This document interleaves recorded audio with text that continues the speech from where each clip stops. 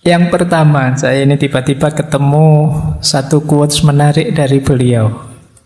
Hazrat Sultan Bahu. Hazrat Sultan Bahu itu mursyid Torekot Sarwari Qadiri. Yang Torekot ini berdiri sekitar abad ke-17. Banyak beredar Torekot ini di India, Pakistan, Bangladesh, dan sekitarnya. Nah, beliau ini produktif sekali. Beliau ini nulis kitab jumlahnya sekitar 140. Bandingkan dengan usia beliau itu panjang usia beliau sekitar 63 tahun. Usianya 63 tahun menulis 140 kitab. Itu kalau dikruskan usianya, itu setahun bisa 2, 3, 4 kitab. Setiap tahun dari hidup beliau. Itu kalau sejak umur setahun nulis buku ya. Mestinya kan tidak. Ini jadi produktivitas itu sebenarnya tidak juga tergantung dengan waktu. Jadi jangan merasa, wah bulan ini saya sudah melakukan ini kok Pak, berarti sudah produktif. Siapa tahu sebenarnya kamu bisa melakukan banyak hal lain lagi. Baik, nah kata-kata beliau menarik tentang patah hati ini. Nursing one broken heart is equal to the worship of many years. Ya, saya ngambilnya dari yang bahasa Inggris karena kitab-kitab beliau pakai bahasa Urdu dan bahasa Persia. Nah, kata beliau, nursing itu kan merawat, ngopeni. Orang yang patah hati,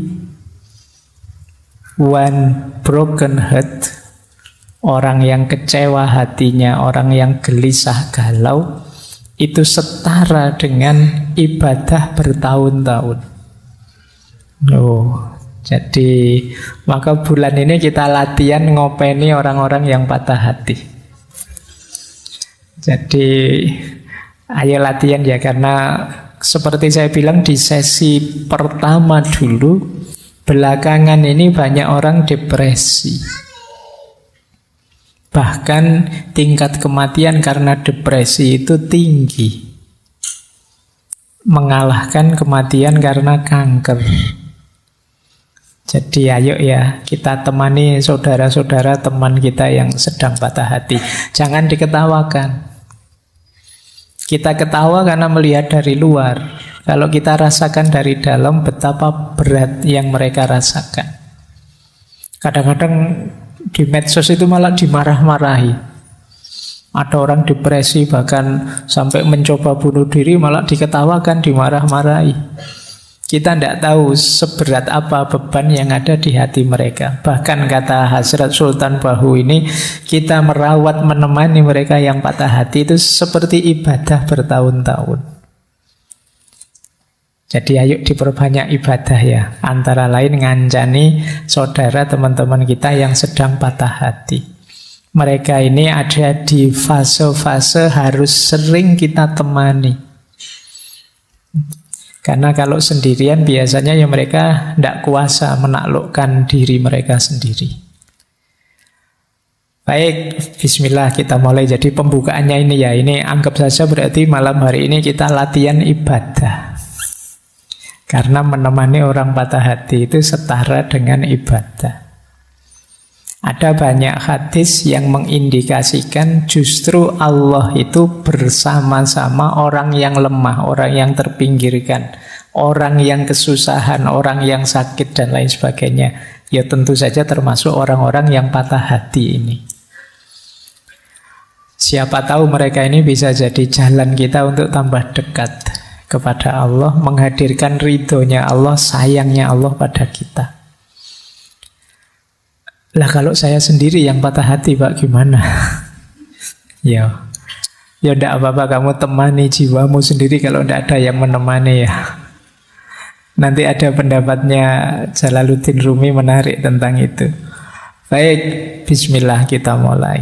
Saya mulai dari yang ringan-ringan dulu, nanti di belakang agak berat. Saya awali dari Imam Syafi'i. Siapa tahu ini akarnya patah hatimu. Kata Imam Syafi'i, ketika hatimu terlalu berharap kepada seseorang, maka Allah timpakan ke atas kamu pedihnya sebuah pengharapan. Supaya engkau mengetahui bahwa Allah sangat mencemburui hati yang berharap selain Dia. Maka Allah menghalangimu dari perkara tersebut agar kamu kembali berharap kepadanya. Ini coba kamu pahami maksudnya Imam Syafi'i ya. Orang itu bisa patah hati karena dia kecewa pada orang lain. Kekecewaan ini muncul karena sebelumnya ada harapan pada orang lain itu. Kalau kamu tidak terlalu berharap, ya tidak terlalu kecewa. Semakin besar harapan, semakin besar kekecewaan. Besarnya harapan menunjukkan kemelekatan. Jadi kalau harapanku padamu sangat besar, itu kan berarti aku tidak bisa dipisah darimu. Nah, siapa yang jargonnya kalau sedang berduaan, engkaulah segalanya, engkaulah jenis-jenis gini itu. Harapanmu terlalu besar kepada manusia. Hati-hati. Allah itu di situ pakai diksi cemburu. Di beberapa pendapat orientalis yang agak benci dengan kita, kata-kata cemburu ini dikonotasikan negatif. Padahal cemburunya Allah itu menunjukkan Allah sangat cinta dengan kita. Persis seperti kita, kalau cinta dengan seseorang, terus orang lain kok melekat ke yang lain, itu kan kita cemburu. Bahagialah kalau kita dicemburui oleh Allah. Berarti itu bukti Allah mencintai kita. Buktinya Allah cemburu apa? Dipatahkan hati kita biar tidak terlalu melekat padanya. Nah, kenapa hati kita bisa patah? Ya karena kemarin terlalu melekat. Kamu terlalu berharap padanya, terlalu menginginkannya. Manusiawi wajar kita memerlukan, membutuhkan orang lain, termasuk membutuhkan pasangan untuk mewujudkan mimpi dan cita-cita kita, tapi jangan terlalu melekat. Kemelekatanmu yang berlebihan, ya setara di situ efek kekecewaan yang juga besar. Nah, ini membawa kemungkinan apa? Kita terus lupa misi utama kita di muka bumi ini. Kita lupa kewajiban utama dalam hidup kita. Akhirnya hanya asyik melayani orang yang sangat kita harapkan itu. Alhamdulillah, oleh Allah ditegur langsung dengan cara dibuat putus. Akhirnya kita bisa lebih free, bisa sadar bahwa ternyata Allah cemburu ini. Alhamdulillah Allah masih cinta. Nah, jadi berarti apa? Ya ini memang peringatan yang pertama dari Imam Syafi'i, mbok yo jangan terlalu melekat. Peringatan kedua, sadarlah Allah itu sangat mencintaimu. Peringatan ketiga, ketika engkau patah hati, segeralah kembali kepada Allah. Nah, ini dari quotes-nya Imam Syafi'i ini, paling tidak kita punya pijakan awal sekarang, ya jangan sedepresi itu. Kita masih punya Allah yang justru menunggu kita. Allah sangat mencintai kita, mencemburui kita. Kita saja mungkin yang terlalu jual mahal kepada Allah. Nah, ini perspektif pertama dari beliau Imam Syafi'i. Baik, saya lanjutkan ya. Kita mulai masuk ke tokoh-tokoh tasawuf sekarang. Ini Robi'ah. Di beberapa referensi ini salah satu munajatnya Robi'ah ketika dia masih jadi budak. Beliau ini sebenarnya lahir dari keluarga meskipun tidak kaya tapi terhormat, tapi mengalami banyak peristiwa tragis sehingga sampai beliau jadi budak. Dalam ceritanya ada momen ketika beliau pahit sekali, ketika beliau dikejar-kejar, ada seseorang yang ingin mencelakainya, kemudian sampai beliau terjatuh, terluka. Nah, ini salah satu kalimat yang beliau ucapkan saat terluka itu, yang di beberapa referensi bunyinya seperti ini. Ya Allah, aku adalah musafir tanpa ayah dan ibu, seorang yatim piatu dan seorang budak. Aku telah terjatuh dan terluka.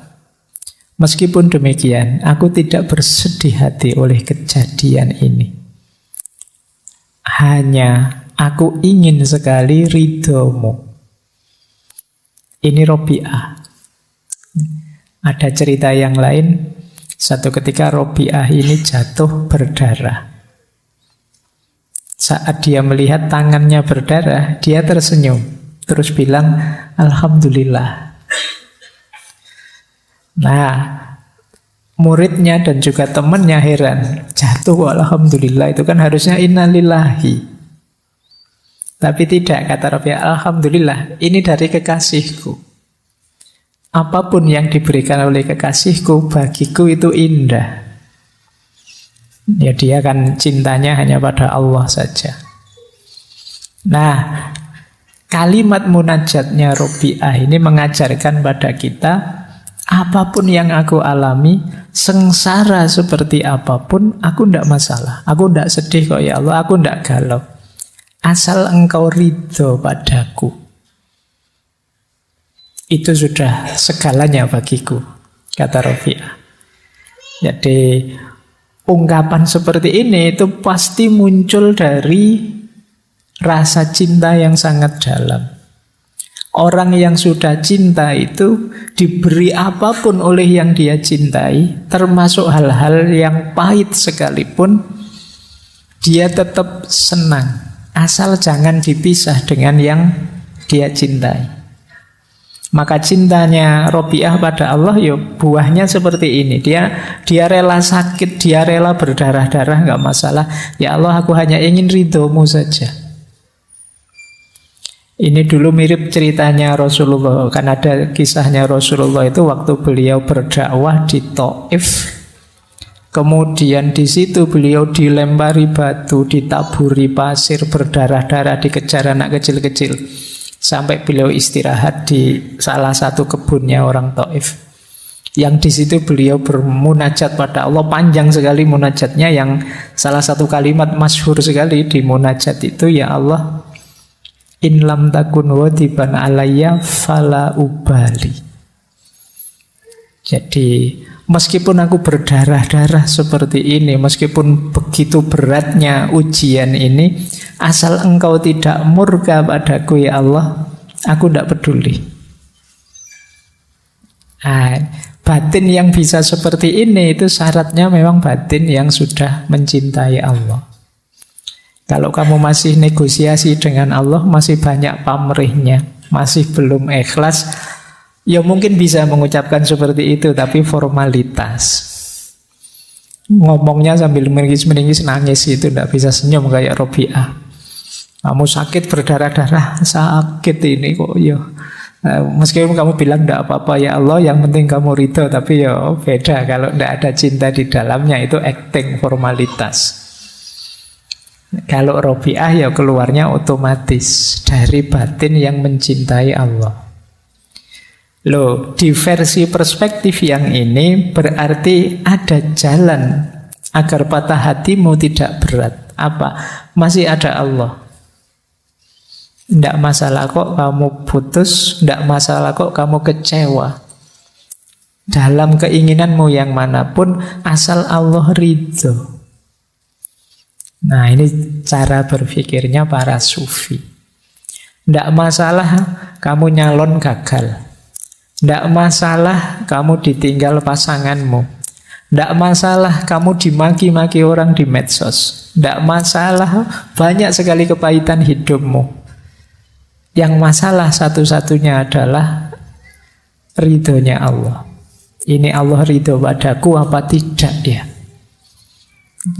Nilaiku jatuh tidak apa-apa. Ujianku kepepet-pepet terancam DO tidak masalah. Asal Allah ridho saja tidak apa-apa. Ah, itu alasanmu ya nanti kalau ditanya orang tuamu. Kok tidak lulus-lulus le? Wah, saya tenang aja Pak. Saya tidak lulus juga tidak apa-apa. Nilai jelek juga tidak apa-apa Pak. Yang penting Allah ridho. Nanti dijawab sama orang tahu, mana bisa Allah ridho, kamu males. Baik, kita lanjutkan. Jadi ini cara pandangnya Robi'ah.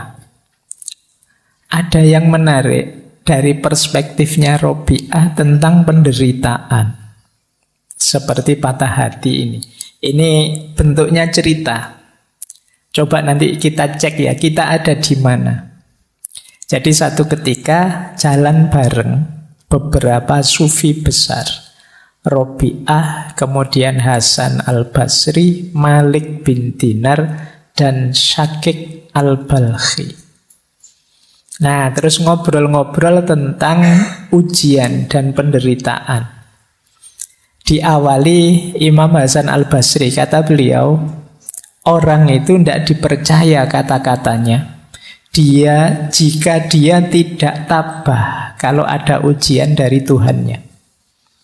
Sebaik apapun yang diomongkan orang, kata Hasan al-Basri, kalau dapat ujian kok tidak kuat, tidak tabah, terus melenceng, beda dengan yang diomongkan, ya tidak usah dipercaya omongannya. Ya kalau hidupnya senang terus sih tidak masalah, tapi begitu ada ujian coba kayak gimana perilakunya. Orang itu kan kelihatan aslinya kalau pas lagi susah.